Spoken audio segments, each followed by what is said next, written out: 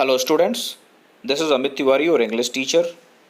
Students, we have been studying the fifth lesson of Moments book, The Happy Prince, and in the previous video lecture of this lesson, we have seen that the little swallow agreed to be the messenger of Happy Prince and took out the ruby from his sword hilt. And keeping that ruby in his beak, he flew to the woman's house and there he put the ruby near the thimble. And again, he returned back to the Happy Prince. And now let us see what happens next in this story. Have you any commission for Egypt? He cried. I am just starting. Now the little swallow is ready to go to Egypt. And before going, he is asking Happy Prince whether he is having some work in Egypt, because he is about to leave this place to fly for Egypt. Swallow, swallow, little swallow, said the prince, will you stay with me one night longer? तब happy Prince कहता है कि swallow, swallow, little swallow, क्या तुम एक रात और मेरे साथ रुक सकते हो? हैप्पी प्रिंस ने ऐसा तब कहा जब लिटिल स्वॉलो जो है हैप्पी प्रिंस से कहता है कि क्या आपको इजिप्ट में कोई काम है, क्योंकि अब मैं इजिप्ट जाने के लिए तैयार हूं. I am waited for in Egypt answered the swallow. और जब हैप्पी प्रिंस ने फिर से एक रात रुकने के लिए लिटिल स्वॉलो से कहा तो स्वॉलो ने कहा कि मेरे दोस्त मेरा इजिप्ट में इंतज़ार कर रहे हैं, मुझे अब इजिप्ट जाना है. Swallow swallow little swallow said the Prince, far away across the city I see a young man in a garret. He is leaning over a desk covered with papers, and in the glass by his side there is a bunch of withered violets. Now, अब happy Prince shallow से कह रहा है कि कहीं दूर शहर में एक यंग मैन जो है एक गैरेट में रह रहा है. Here garret means a small dark room at the top of a house. Happy Prince कह रहा है कि एक यंग आदमी एक घर के सबसे ऊपर वाले माले पे एक अंधेरे कमरे में बैठा हुआ है और अपने हाथों के बीच में अपने सिर को दबा के अपने टेबल पे बैठा है. चारों तरफ ढेर सारा पेपर बिखरा हुआ है और साइड में ही एक ग्लास में कुछ सूखे हुए वॉर्न आउट वायलेट्स पड़े हुए हैं. और इसको देखकर ऐसा लगता है कि ये जो यंग मैन है काफ़ी दिनों से इस अंधेरे कमरे में बैठा हुआ है, क्योंकि उसके बगल में जो फ्लावर्स रखे हुए हैं ग्लास के अंदर वो अब सूख चुके हैं. His hair is brown and crisp and his lips are red as a pomegranate and he has large and dreamy eyes.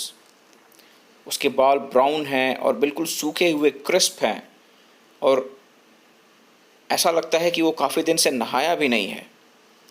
उसके होंठ जो हैं पोमेग्रेनेट की तरह बिल्कुल रेड हो गए हैं और उसकी आंखें बिल्कुल बड़ी बड़ी हैं जिसमें सपने दिखाई दे रहे हैं. और ऐसा देख के लगता है कि ये बहुत ही हार्ड वर्किंग आदमी है, बहुत एम्बिशियस है. He is trying to finish a play for the director of the theatre but he is too cold to write any more. There is no fire in the grate and hunger had made him faint. Happy prince और आगे कह रहा है कि theatre के director के लिए एक प्ले लिखने का प्रयास कर रहा है, लेकिन यहाँ पे इतनी ठंड है, वो ठंड से इतना परेशान है कि वो लिख नहीं पा रहा है. और उसके फायर प्लेस में जलाने के लिए लकड़ी भी नहीं है, because he is not having any money and he is feeling hangry which is making him फेंट. भूख के मारे वो बहुत ज़्यादा कमज़ोर भी हो गया है. I will wait with you one night longer, said the swallow, who really had a good heart. He asked if he should take another ruby to the young playwright. Now, little swallow जो है ये बात सुन के बहुत ज़्यादा दुखी होता है और एक रात और रुकने के लिए तैयार हो जाता है. वो कहता है कि मैं एक रात और रुक सकता हूँ और क्या मैं आपके सोर्ड हिल्ट से एक और रूबी निकाल सकता हूँ और निकाल के इस यंग प्ले राइट को, एक यंग लेखक को दे सकता हूँ? Alas, I have no ruby now, said the prince, my eyes are all that I have left, they are made of rare sapphires which were brought out of India 1,000 years ago. Now जो prince है, happy prince, वो कहता है बहुत दुख भरी बात है, मेरे पास एक ही रूबी था, अब और कोई रूबी नहीं है, और सिर्फ मेरे आँखों में लगा हुआ सफ़ायर बचा हुआ है। ये बहुत ही रेयर सफ़ायर है जिसको कि 1000 साल पहले इंडिया से लाया गया था। He ordered the swallow to pluck out one of them and take it to the playwright. और हैप्पी प्रिंस लिटिल स्वॉलो को ऑर्डर देता है कि वो उसकी आंखों से एक सफ़ायर निकाल ले और लेखक को ले जाके दे दे। He will sell it to the jeweler and buy firewood and finish his play, he said. वो ज्वेलर को इस सफ़ायर को बेच देगा और उससे जो पैसे मिलेंगे उससे वो फायरवुड खरीद लेगा और अपना प्ले लिख के ख़त्म कर लेगा। Dear prince, said the swallow, I cannot do that, and he began to weep. अब जब लिटिल स्वॉलो ऐसा सुनता है तो बहुत ज़्यादा दुखी होता है और दुख के मारे वो रोने लगता है और रोते हुए कहता है कि मैं ऐसा बिल्कुल भी नहीं कर सकता, मैं आपकी आंखों से सफ़ायर को नहीं निकाल सकता। अब इस बात से पता चलता है कि little swallow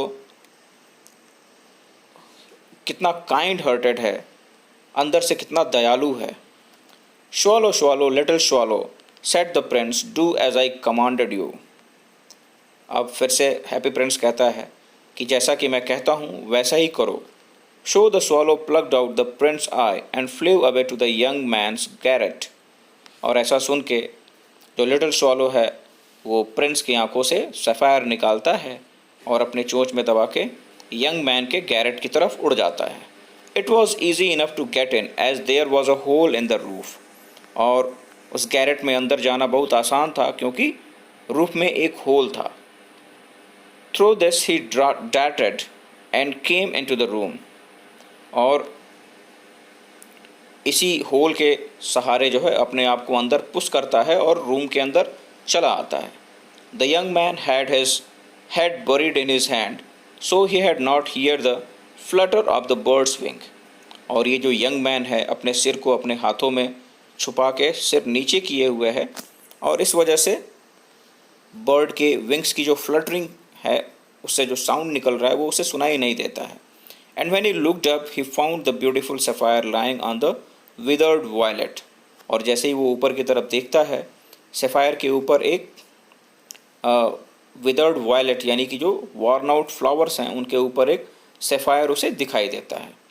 I am beginning to be appreciated, he cried, this is from some great admirer, now I can finish my play.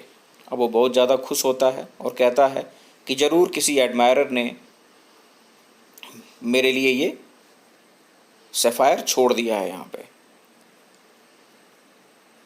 Now I can finish my play, अब मैं अपना प्ले ख़त्म कर सकता हूँ। And he looked quite happy, और sapphire को पाके वो बहुत ज़्यादा प्रसन्न दिखाई देता है। तो next day the swallow flew down to the harbour, he sat on the mast of a large vessel and watched the sailors working. अगले दिन जो स्वॉलो है उड़ता हुआ हार्बर की तरफ चला जाता है। हार्बर मतलब समुद्र का किनारा जहाँ पे नाव वगैरह आके लगती हैं। He sat on the mast of a large vessel and watched the sailors working. और एक पानी की जहाज़ के मास्ट के ऊपर जाके बैठ जाता है और सेलर्स यानी कि नाविक जो भी वहाँ पे काम कर रहे होते हैं उनको देखने लगता है। I am going to Egypt, cried the swallow, but nobody minded, and when the moon rose he flew back to the happy prince. और मास्ट पे बैठ के वो चिल्ला के कहता है कि अब मैं इजिप्ट जा रहा हूँ, लेकिन कोई भी उसकी बात को नहीं सुनता, उसकी बात की तरफ ध्यान नहीं देता। और फिर जैसे ही रात में मून राइज होता है वो फिर से उड़ता हुआ हैप्पी प्रिंस के पास चला जाता है। I have come to bid you goodbye, he cried. और आके हैप्पी प्रिंस से कहता है कि मैं अब जाने वाला हूँ, इस वजह से मैं तुम्हें गुड बाय कहने के लिए आया हूँ। Swallow swallow little swallow, said the Prince, will you not stay with me one night longer. और फिर से happy Prince swallow swallow swallow little swallow कह के स्वॉलो से कहता है कि क्या तुम फिर एक रात मेरे साथ नहीं रुक सकते हो। It is winter answered the swallow, and the snow will soon be here. ये जाड़े का समय है, विंटर का टाइम है और जल्दी ही यहाँ पे बर्फबारी होने लगेगी, चारों तरफ बर्फ फैल जाएगा. In Egypt the sun is warm on the green palm tree and the crocodile lie in the mud and look lazy about them. लेकिन इजिप्ट में सूरज जो है गर्म होगा और उसकी गर्मी जो है हरे हरे पाम ट्री पे पड़ रही होगी, और क्रोकोडाइल जो है कीचड़ में बिल्कुल लेजिली पड़ा होगा.